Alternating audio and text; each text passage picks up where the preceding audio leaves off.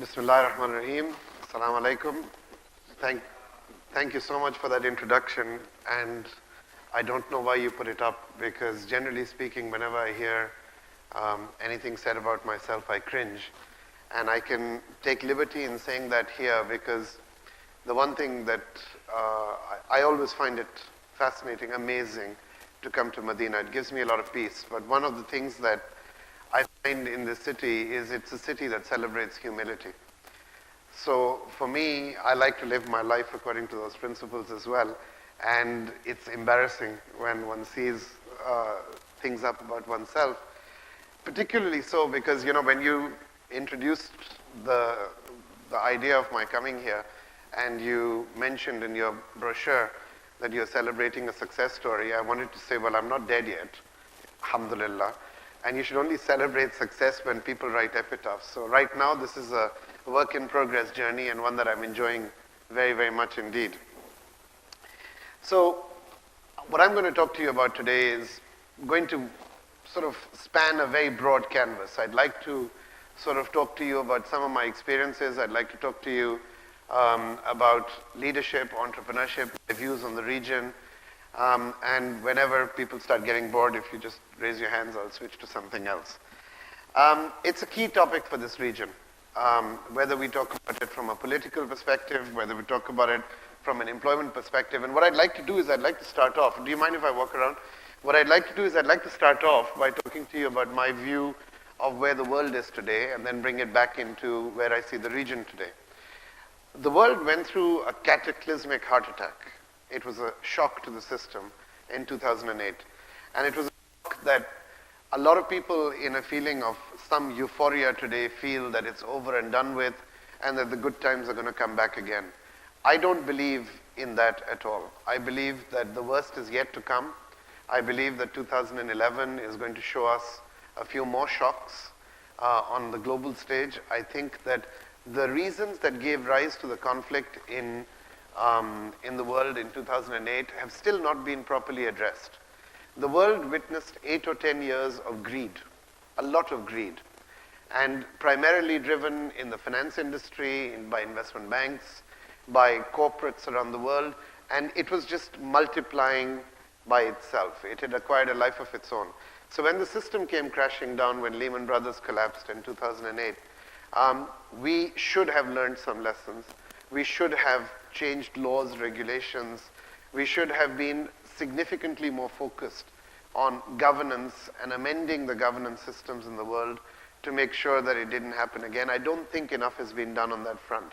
And we are faced with a scenario where in Europe, we have a fairly weak euro. I see the euro as being a German currency. And Germany is the sort of backdrop, if you like, of Europe. And we've already witnessed a crisis in Ireland, a crisis in Greece. I think this year we're going to see further crises in Portugal, possibly even in Spain and Italy. And the reason for that is that the whole system of operating according to very set targets and 3% budget deficits and so on, this was a utopia land. I don't think these countries have learned the value of fiscal discipline. So a lot more is going to come out.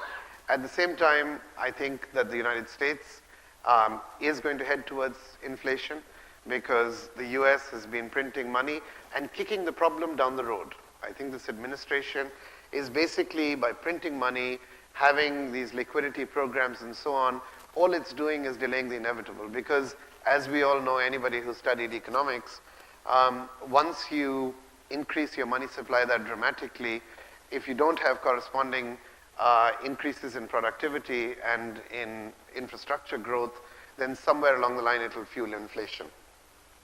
At the same time, the US has got a very high rate of unemployment, which amongst working age males today is 20%. That's the highest it's been since the Depression in the 1920s and 30s. And that ratio, if you like, will lead to structural imbalance. It will lead to issues that we don't even know what those are out there. So that's the voice of doom and gloom, sorry. But I felt it's very important to set life in perspective. The other side, of course, is that we are living in a watershed moment. Some may agree, some may disagree, but I see power, economic power, political power, and the center of gravity shifting from the west towards the east. We shouldn't be surprised by this because, America, England, Europe have not always been the global superpowers that they are today.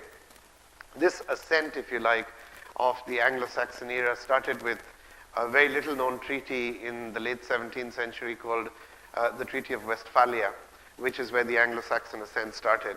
And I think, historically speaking, every great empire rises and falls. It's had its time. So we've had the Roman Empire, we've had the Greek Empire, we've had the British Empire, we've even had the Muslim Empire. Came and went, okay? And so today we're living through a period which can be classified, whether it's the Anglo-Saxon Empire, the American Empire, but I certainly see that the power shifts that are happening today, I can give you a parallel in history as well, which is in 1870, Europe was going through a period where essentially went through a period of decline. It all came about in 1870 from the start of something called the Municipal bond crisis, where large cities, the cities that we've come to admire today, Berlin, Paris, Vienna, etc., they'd just gone through a massive infrastructure burst of spending, and the roads and the buildings that we admire today were put down in that period. And when that crisis happened, rather than recovering to its full previous glory, what happened was Europe found itself competing against a new competitor that could build it cheaper, faster, quicker, that had an inexhaustible supply of labor, that had cheap and efficient sources and means of producing agriculture. And that competitor back then, the new kid on the block, was the United States of America. And today I find that the world where we are today, there is a new kid on the block. It's called China. And China hasn't even begun to flex its muscles yet. And I think that right now we're seeing a symbiotic relationship that exists between China and America. They're both tied at the hip. They both need each other. But there will come a point when the Chinese middle class will be sufficiently capable of buying locally. There'll be significantly more Chinese capacity to invest in other than US government treasury bills. And I think that you're going to see a dramatically growing, economically driven sphere of influence that China will exert. So that's just some views on the world as I see it today. And then we come down to the Middle East region. We are about oil. We've tried for many, many, many years to diversify away from that. I think that at the end of the day, when push comes to shove, it's also a security blanket, especially in the GCC. And it doesn't matter if oil is at $50 or $70 or $100. The point is, at any of those price levels, it's producing a surplus for the GCC region. And at the same time, it's an exhaustible resource. And so it's one day going to run out. But the reality is it's not going to run out anytime soon. Whether it's 50 years or 100 years, the point is we sit in this region, in the GCC, on 65% of the world's oil reserves. And yet, on an annual basis, we only produce about 27% of global oil production. So as the overall resource starts tapering off, the share of the GCC is going to keep getting higher and higher at higher price points. So I think from a monetary perspective, our future in this region is definitely assured. Now the question is, what are we going to do with that money and how are we going to spend it? And I am delighted, and you all are delighted, I'm sure as well, by the fact that increasingly the focus is on infrastructure. Increasingly the focus is on education and healthcare and putting down systems in the ground that future generations are going to benefit from. And I think this is very wise. I think it's sensible. And I think that in terms of being command economies, very strong central governments, we also have a trickle-down effect into the private sector, and the private sector has not yet begun even to reap the benefit of it that we expect will happen and continue. So from a regional perspective, I see very positive news. I feel very strongly about this because, in my opinion, the region and its growth story has only just started. But at the same time, there is clouds on the horizon as well. Our politics, inevitably, on a regional basis, and by region I mean from Morocco on the one side to Pakistan on the other, on a regional basis, our politics are pretty messed up. We saw something happen in Tunisia a few days ago, which is symptomatic of a growing unemployment issue amongst the youth, discontent, and a big gap, a big income gap between the haves and the have-nots. And I think this is the real pressing issue that is going to face governments and policymakers in the Arab world in the years to come, which is how do we ensure the creation of a state which is got sufficient safety nets for its population.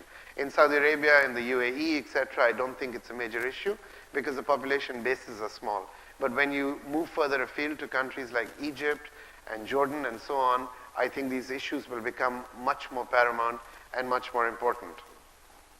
We have 50 million young people that will be entering the workforce in the next 5 to 7 years. And we need to have them getting jobs just to keep the rate of unemployment constant. Just to keep the rate of unemployment in the region constant. So the creation of jobs on a scale unheard of in this century. And that's a very, very important point. It's a point to focus on because in turn, it'll come back to what I want to talk to you about in terms of entrepreneurship and opportunity. So the youth are a big asset and also a big liability. The issues around employment cannot be solved by government alone. They have to be dealt with by the private sector. And in turn, what that means is that we've got to reinforce our educational systems. We've got to do a heck of a lot more in terms of seeing where we can add value and which companies, corporations, etc. are the winners in the future. I made some notes for myself, so I'm going to try and follow them. In this world that I've just painted and outlined, one of the key themes, as you all know, is globalization. I think the world has grown as a result of globalization. Almost 2 billion people globally have come out of poverty as a result of globalization. And yet, at the same time, there is a growing tendency towards protectionism, which in itself is very dangerous. And what I mean by that is try as a Saudi company to go and buy a strategic asset in the West. You'll very quickly be told, we need the money, but we don't want the asset. It happened with the UAE, and when Dubai ports acquired P&O, they got it all over the world, but when it came to the US and buying ports in the US, it didn't seem to have the ability to consummate that transaction. That's happened 2 or 3 times since. It's not just happened with Arab companies, it's happened with Chinese companies as well. So the West is right now facing this dilemma where globalization is the engine of growth, and yet at a certain point, when it runs out of money, protectionism steps in as being the mechanism by which the rest of the world can be kept at bay. And globalization, of course, has its benefits as well. I mean, just the power of the internet, just to see where things are going. If you imagine Facebook as being a country in terms of the number of its members, it would be the 3rd largest country in the world. And Facebook is basically a mechanism, a tool, which has yet till now not found its feet. It's not public, it's still in an emerging stage.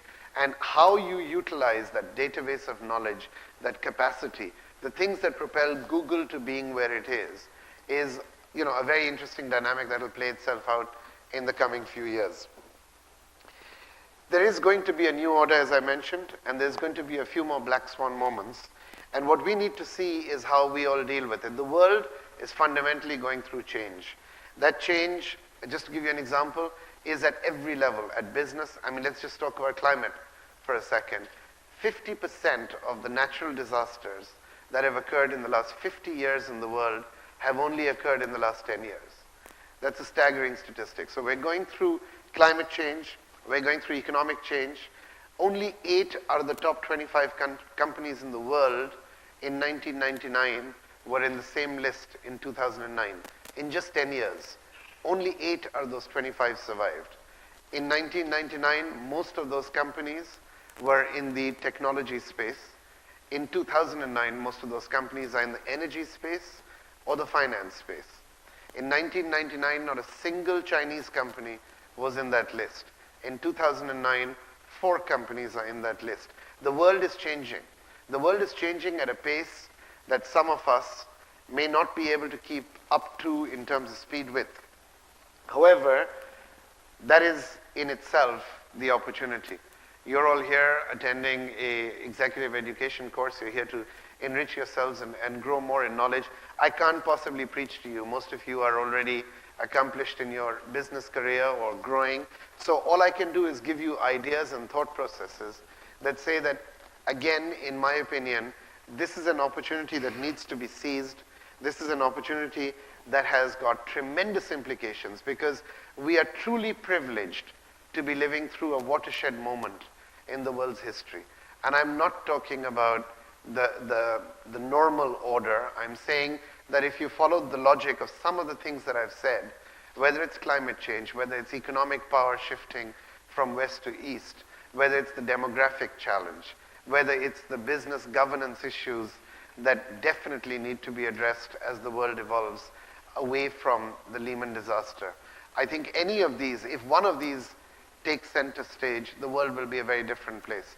So what I'm trying to tell you is the only constant that we need to cope with is change, and really what you need to equip yourself with is the ability to deal with change and the ability to benefit and profit of change. One thing I'm very fond of saying is that today's peacock is tomorrow's feather duster. If you don't evolve and if you don't change, that's what you're going to be. So we all have to continuously keep thinking about ways and means that we can understand from, profit from, and learn from what we're experiencing in the world around us. And sometimes it's too easy to say, well, that doesn't affect me, I'm not bothered. In today's globalized world, everything affects everybody, and I think that's the important thing. I think one of the key messages that we need to focus on is move away from short-term thinking and move into long-term value creation. There are core values that you need to embrace. The first of which I live by, is that you have a stakeholder community, not a shareholder community in your corporate environment. And if you practice that, and if you think of what I'm saying, it's no longer about making profits for your shareholders, earning a good salary and a bonus, and saying that's sufficient. In tomorrow's world, every company is going to need a license to operate. And I don't mean like a physical piece of paper. It's going to need a license to operate from its stakeholders and its community. And what I mean by that is that you've got to start working within the context, not just of employer, employee, or shareholder, but the community you're working with, the corner shop, which depends on its livelihood, for its livelihood, on your custom, on your suppliers, on your customers. The whole environment needs to be thought of very holistically. We need to focus a little bit more on governance, and most important of all, we need to remain relevant. Use of the word relevant is very important. I heard it from the Singaporean ex-Prime Minister, and he actually had a whole 2-hour discussion around the use of the word relevant. He said not important, not a VIP, not critical, not profitable, but relevant. Because if you are relevant to your ecosystem, if you're relevant in a holistic way to your stakeholder community, then that relevance itself will propel you into prosperity. And the last thing around that topic that I wanted to talk about is in any sustainable ecosystem, we have to recognize that the basis of any corporation, the basis of any thinking is human capital. It's not machines. It's the brains that gave rise to the machines. And human capital, gentlemen, is transportable. Human capital needs to be valued and nurtured, whether it comes from the country in which it's working or from elsewhere. And that human talent needs to be grown, evolved, developed, because it has a choice. It can walk away.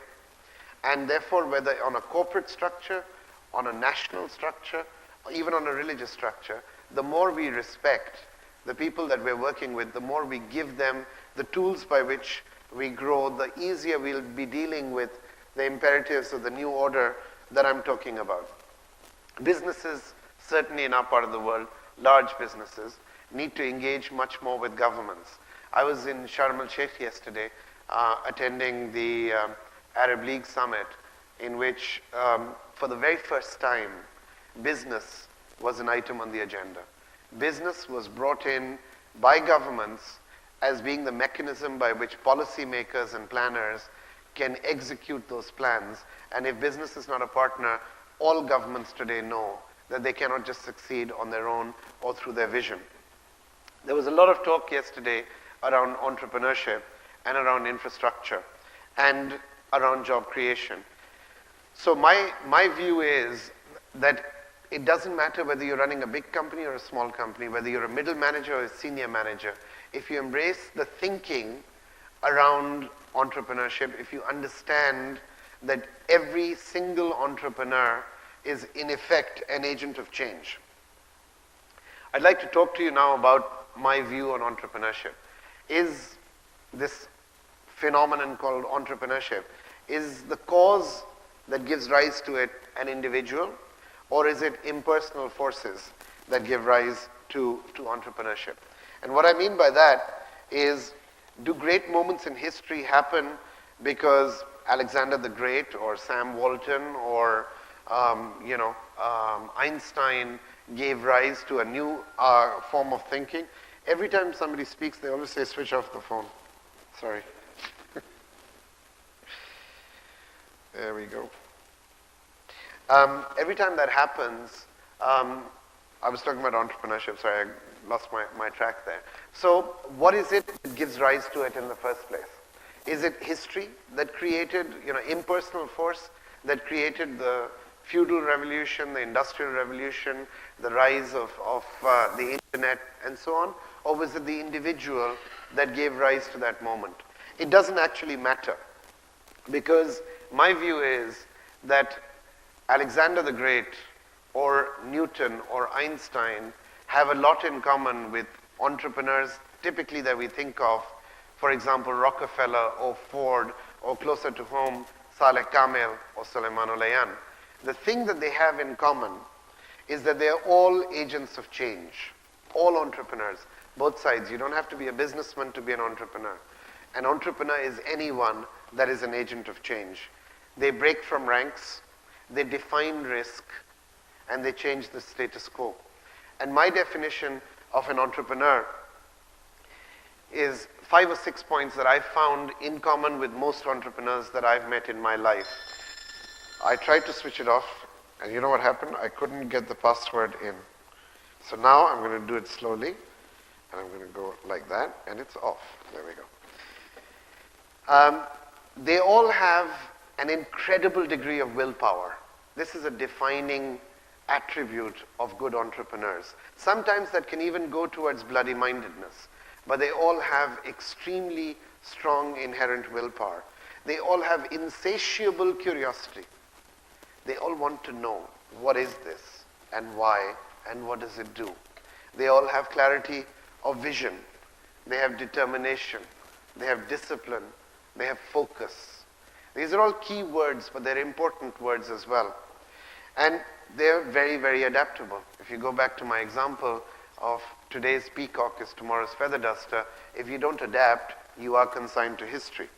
They're dreamers and they're workaholics at the same time, and there's nothing wrong, and there's absolutely no dichotomy between those two words. You can merge them as well.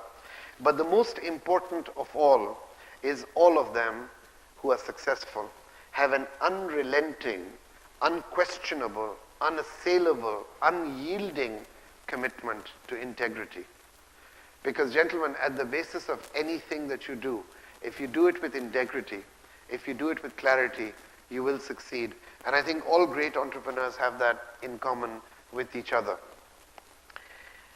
It's very fashionable to say that entrepreneurship is also a celebration of failure. I don't believe that at all.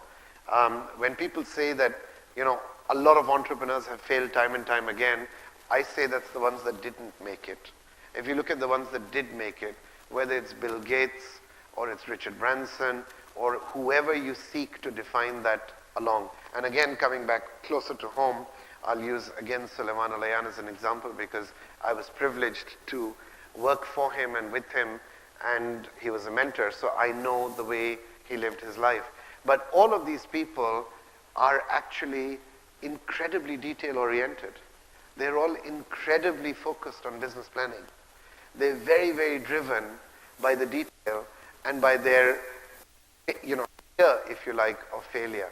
So entrepreneurship is not just about taking the risk and being willing to bet the house on it. It's also take the risk, bet the house, but make sure that you've done enough sufficient careful planning and you've got enough safeguards built in and enough what-ifs thought through that success becomes more or less assured. So that's an important attribute about entrepreneurship as well. And what does it take for an entrepreneur to excel? It's an important point. I think it needs a lot of clarity, it needs a single-mindedness, it needs planning, as I mentioned. Entrepreneurship is an art form, it's not a science. You really can't learn it.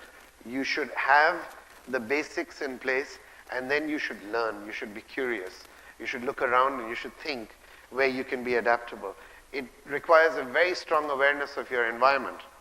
And as I said, it needs stakeholder support. I'll give you a very small example. This event that Dr. Mustafa was referring to, celebration of entrepreneurship. First I'll tell you why we did it. I've been a very firm believer for a very long time that the SME space is the real engine of growth in this region. Across the region, 80% of people are employed by SMEs. They're not employed by the Aramcos and the Dubai Worlds and the big corporations that are out there. That's the noise. 80% of the people in this region that are employed by SMEs. Yet, only 26 to 28% of our GDP collectively from this region comes from SMEs. That gap is humongous. Imagine if that gap went up towards 50 and that came down towards 50, this region would be in a period of sustainable economic boom and economic growth that more or less no force could stop or turn around. Think through the fact that in the early 90s, 40 million new American jobs were created by companies that were less than 4 years old and that were below a certain threshold in size. That tells you how an economy that today constitutes 23% of global GDP relies on for its own growth as well. And that is what I'm trying to point out to you as a key determinant of this region's future is SMEs. And what are SMEs? SMEs are basically businesses that are started by entrepreneurs. It's businesses that are started by people like you and me who go there with a vision, a plan, an idea, arguably some funding, maybe no funding. And over time they attract funding. But that's the mechanism by which these businesses then go out and employ others. Does our banking system in the region understand SMEs? No. Do our governments in the region understand SMEs? No. Do business people really properly understand the opportunity in SMEs? No. And again, if you think about what I'm trying to say, this segment, this sector, which I define as a potential engine of growth, has got so much built in terms of momentum, that I believe that the spirit of trade, which is entrepreneurship, which excels as a result of having high quality SMEs on the ground, is really the engine of our future growth. So at Abraaj, what we did is we've always been known, again by the grace of God, alhamdulillah, we started from zero beginnings in 2002, and today we are the largest firm in the world in emerging markets. We're the largest firm in the world outside North America and Europe. We're the only firm from our part of the world in the world top 50 in private equity. And we got there through entrepreneurship, through bloody mindedness, through hard work, through drive, and through trust from investors. Having done that space, having occupied the PE space for so long, we felt that it was important to focus on the SME segment. And that is why working with a variety of actually multilateral institutions, the IFC, the World Bank, the IDB, the US Multilateral Agency, OPIC, the European Investment Bank, putting all of them together as potential and then current investors with the private sector investors that we had, we put together a fund of around $750 million that was only ever going to focus on this space. But as you know, that's a lot of money. And you cannot deploy that kind of money in one single country. And then the flip side of it is, every country has got its own SME program. Egypt has its own SME program, Jordan has its own SME program, the UAE has its own, Saudi Arabia has its own. So they're all focused on their domestic consumers and their domestic market. But the real reality of scaling is the Arab world. If you think about it, there are 350 million people Arab world, that is bigger than the United States of America, that is bigger than the European market. They all have one thing in common, which is language, culture, and religion. That market size is massive. No one thinks regionally except the Arab League. And what does the Arab League do? Disagree. All right? So the bottom line is a market that is waiting to be tapped. We're not the only people that want to do it. I'm sure a lot of other industries want to do it too. So we started off by addressing the segment, the sector. We said we understand it. We hired lots of people that got their basic training in this area. And then we raised the money from the agencies that I was telling you about. And then we said, how do we pull together entrepreneurs? We could have had an event that said the Entrepreneurship Conference. No. We said, let's celebrate entrepreneurship, because entrepreneurship is not recognized often enough, is not dealt with on a regional basis, and we need to go out there and celebrate it. So we created this event in Dubai that Dr. Mustafa was talking about, and we thought we'd have 700 or 800 people. We had nearly 3,000 people come. And fortunately, we had a lot of space where we could accommodate them. We had 250 speakers over 2 days. We had absolutely zero formality. We had the biggest business people in the region sitting and talking to the youngest business people in the region. And we learned about stories that we never knew were out there. There was this one company which really inspired me. 2 young entrepreneurs in Dubai created a company called Wild Pita. It's pita bread, it's the shawarma stand. But what they did is they started with one shop, and they said, we'll make a shawarma out of anything that the guy who's come in wants to eat. And they built their community of customers through Facebook. Now you think about this. They built it through Facebook. It was urban chic at its best. And today they have 7 restaurants. Today they've grown to a point where they're looking to expand regionally. They have countless offers of money, and they have 180,000 followers on Facebook. Now that to me is innovation, and that to me is thinking out of the box. So there are many examples that I can give you that will inspire you around entrepreneurship. Examples from this region. And you don't have to be big and famous for someone to get inspired by you. The story I just told you is 2 young 23, 24-year-old kids who left their work, their jobs. They both used to work at Unilever, and followed a dream, which is, I can be someone in my own right, and I can do things that can make a difference. I want to go back a little bit to talking about this license to operate that I was talking about. And I want to talk about what that means in terms of the stakeholder community. Because there's a word around this that I'm very fond of using. It's called inclusive growth, not exclusive growth. Include your environment and use it to grow. Give you an example around how that can happen. At Abraaj, we own 35 companies. Each of them employs tens of thousands of people. So on a consolidated basis, we employ over 200,000 people. And each of these companies is profitable in its own right and is a market leader. Now, we at Abraaj, from our very beginning, have had a policy of giving 5% of our top line revenue, not bottom line, top line revenue to sustainable causes and into what we call strategic philanthropy. And that meant that we were giving away tens of millions of dollars a year throughout the region in what we felt was sustainable philanthropic causes. And then we hit upon the idea, hang on a second, let's stop trying to be, the only saint in town. Let's try and make this more inclusive. So we went to the companies that we own, and we said to them, we don't want you to give 5% of your top line, because if you do that, we'll lose money with the shareholders. But what we do is develop a program which is very similar to our program, which we call 5 + 5 + 5. And what that means is that we give 5% of our top line on a voluntary basis, are encouraged to give 5% of their bonuses. Remember, I was talking about human talent, and in the financial services industry, those numbers add up to a lot. And then we said, we also want you to give up 5 days of your time, of which we'll pay for half and you pay for half, we told our employees.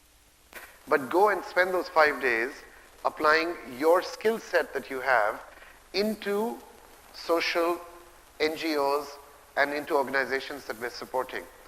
That program today, alhamdulillah, 5-6 years on, is extremely successful, but when we took that to our portfolio companies, we met a bit of resistance because they said, hang on, you're the guys that have imposed these business plans on us. We have to work, twice as hard to get to these profit targets. How are we going to do it? And we showed them again the mechanism of inclusive growth and how they can go about doing it. And this year, inshallah, 2011, we're getting to a point where we expect each of our companies will be able, through cost reduction, through mobilizing their own communities, and through just, allocating each. I hope you can hear me. So each of our companies will be able to put into a $1 million. That means that this year we'll have another $80 million to spend in sustainable philanthropy. And that's an example which I wanted to tell you about, which is every company, every individual can make a massive difference in the ecosystem in which they operate, because that is just so much money. And if it's going into the right causes and it's going into the right products, then that in itself is something that we should all be very proud of. Finally, if I can, I think I talked about the SMEs that I wanted to. I wanted to just touch a little bit on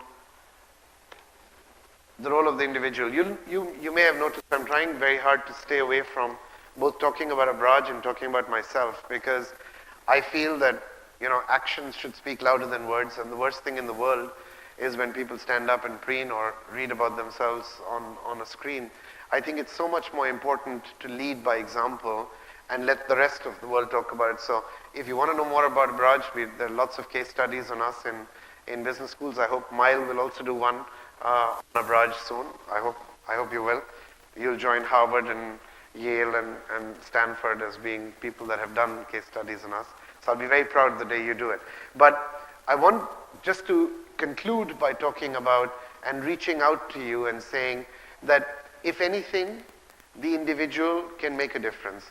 You as individuals are all important people. It doesn't matter what positions you occupy in your company. You're important to your own ecosystem. You're important to yourself and your families. And you're important in terms of the change agent that you can become. That's very, very important. If you get enthused by the concept that it's not just about going to work every day, but it's also about doing a little bit more. I'm sure everybody here does stuff fairly silently. I've always grown up with the view that Islam says your left hand should not know what your right hand does in terms of charity and sustainable causes. I practiced all my life to that principle. And then I came across somebody who issued me a fatwa. He said, no, my friend, when you are in a position where others listen to you and even look up to you, it is your responsibility in a community to talk about what you do so that others can do it too. I don't intend for you to think that we as Abraaj or me personally does a lot of this, but I would love to have you stimulate your brain cells around the thinking process that I've articulated. It doesn't have to be money. It doesn't have to be, I hate the use of the word charity because it implies inequality, but it doesn't have to be money. It doesn't even have to be time. It has to come out of your mind saying, today I will do this that will make a difference in my ecosystem.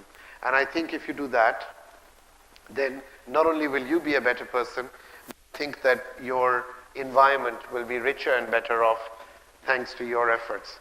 So I'm going to end with a quote that I picked up from Mark Twain, which I'm going to read to you because it made a difference to me. I liked what it said. It said, 20 years from now, you will be more disappointed by the things that you didn't do, not by the things that you did do.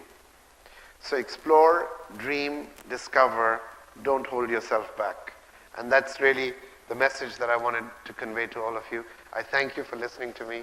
I thank you for having invited me. And if there's any questions or anything else, I'm happy to answer them now or at the end.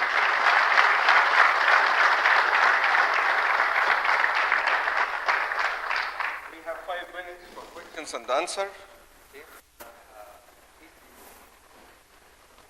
Is the concept of entrepreneurship a characteristic of an individual, or it can also apply to organizations, small or medium? I think without question, it can apply to both. Entrepreneurship is, if you remember what I was saying earlier, it's the agent of change. It's the process by which something that used to happen in a certain way now happens in a different way. I gave the example of Sam Walton and Rockefeller, but I also gave the example of Newton and Einstein. Apples fall on people's heads all the time.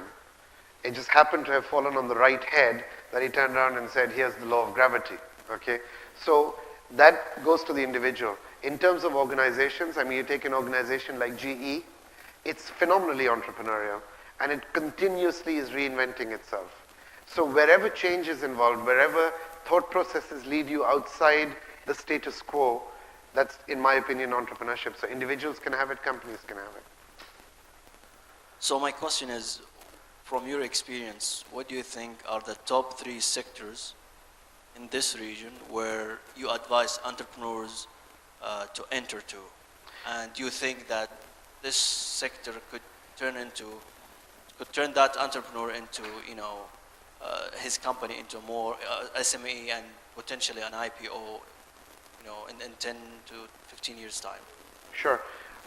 Look, infrastructure is the big theme in this region. And what I mean by infrastructure, the traditional definition of infrastructure, which my Western friends will embrace and understand, is roads, bridges, highways, power plants.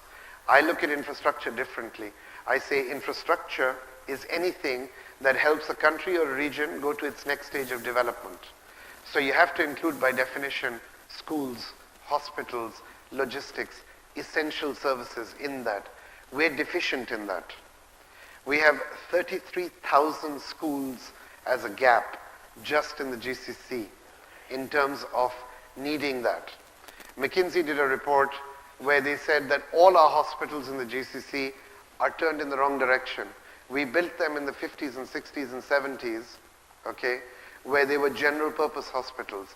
The diseases of the GCC are diabetes, obesity, heart conditions. We don't have centers of excellence there. There's opportunity. There's opportunity in schooling. There's opportunity in logistics. There's opportunity in anything that you want to set your mind to do. That's the key message.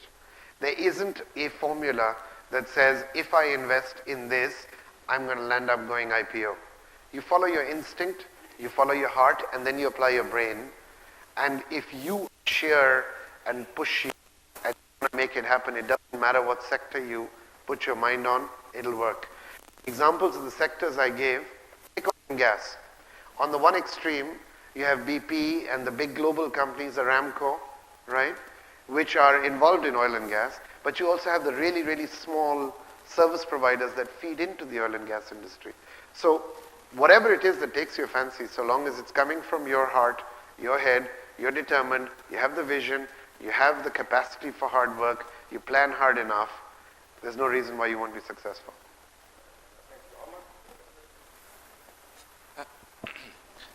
First of all, I'd like to thank you for your very thought-invoking speech. I mean, it put a lot of thoughts in my head, and I'm sure in my colleagues' head as well. My question is that depending on the region of the world you're in, government's intervention and its role in spurring entrepreneurship and SMEs varies. Sorry? The role of government in spurring entrepreneurship and developing the SME sector varies. Yes. In a lot of government settings where the government is hands-off, like the United States, they just develop a regulation that sort of ignites it, and then they leave it up to the private sector. Mm-hmm. At SAGIA, we have this motto that the business of government is to get out of business. Mm-hmm. But unfortunately, in Saudi Arabia, government is very well ingrained in all major initiatives. So where do you see the sort of the barrier or the gray zone of what the balance should be between how much government does and leads, so initiatives like, for instance, the TCF in Saudi and others, versus what is necessary for the SMEs and the entrepreneurs to get it done on their own? Sajia is obviously a business that's working because you even sound like my friend Amar Dabakh. Look, governments should be in the business of governance, not in the business of management. That's just point number one. So it's not rocket science to think that through. That's very, very important. They should only be in the business of governance. Governance is a very big topic. It's a very big area. So what governments should be doing is creating enabling environments. I'm very outspoken about this. And one day I will get into trouble around it too, because that's just the way life goes. But the reality is, the enabling environment is the role of government. What the private sector has to do is to learn from the rules that it faces, lobby to change them where it doesn't work, and then move on with life.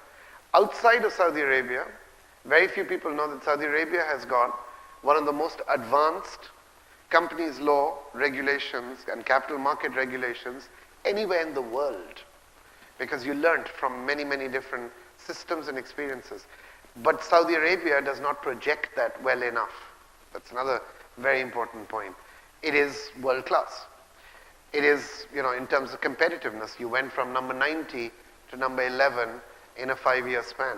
That's a massive accomplishment. But that came from leadership and drive. Now, there's one part of the question that you addressed when you talked to the United States. You said governments create the enabling environment and then get out of the way. The single biggest factor that spurs entrepreneurship is the presence of a bankruptcy law. We don't have a bankruptcy law in any country in the region, and that's bad. Most of the companies law that we have in every country in the region stems either from British or French judicial systems that go back 50 or 60 years in terms of their drafting. And these are the things that governments need to focus on, change them, and then leave the business of business to the private sector.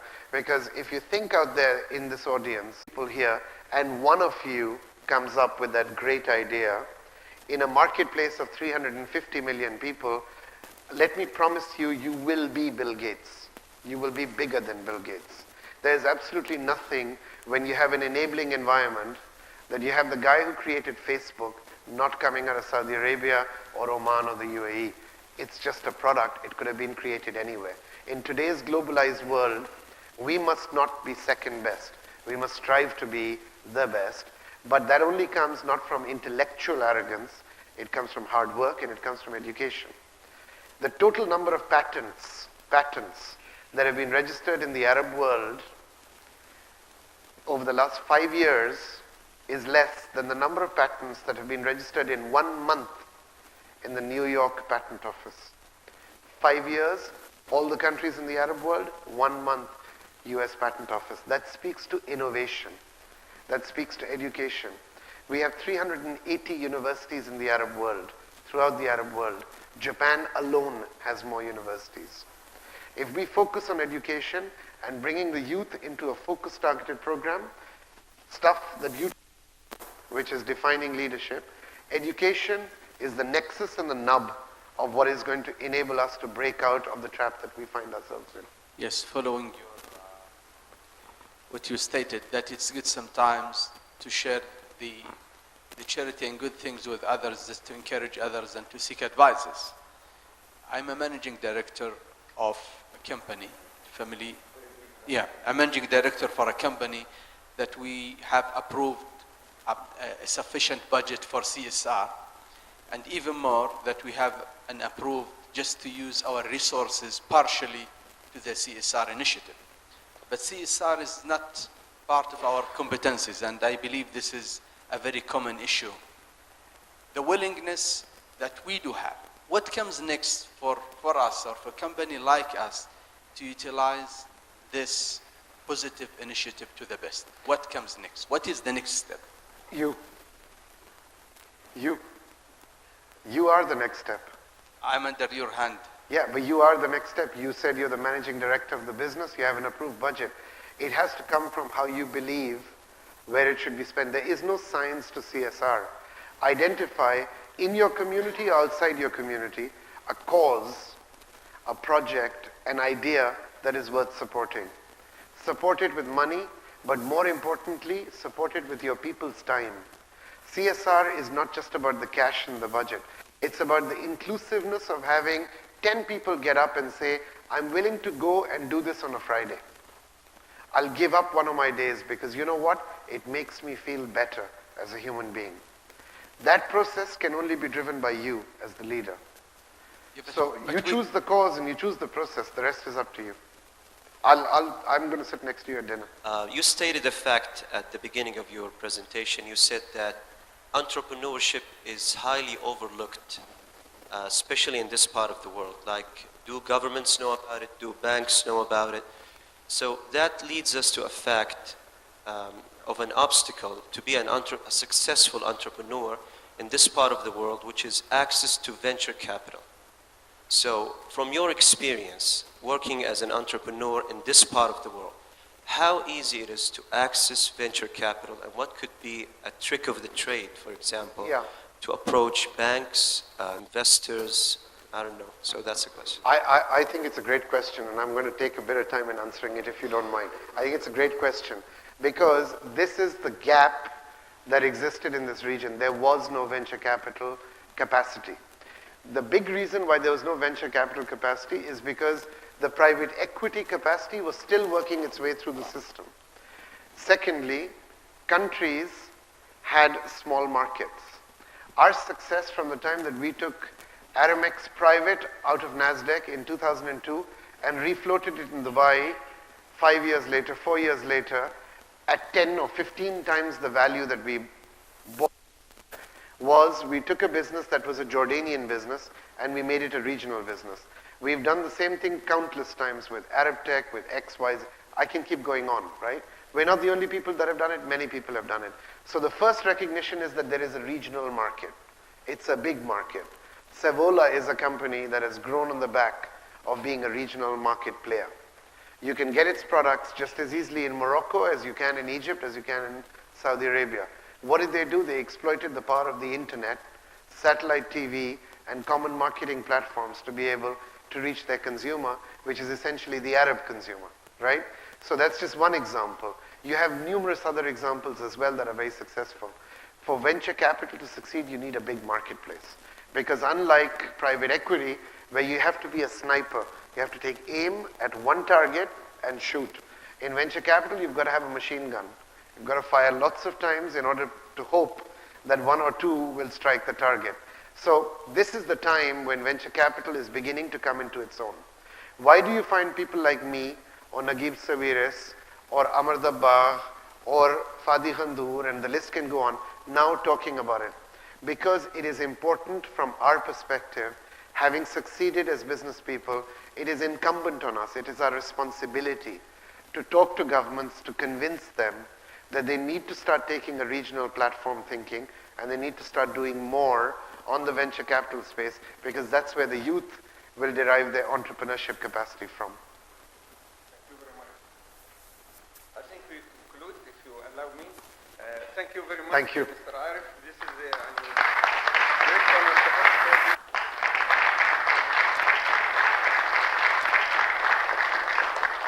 Thank you.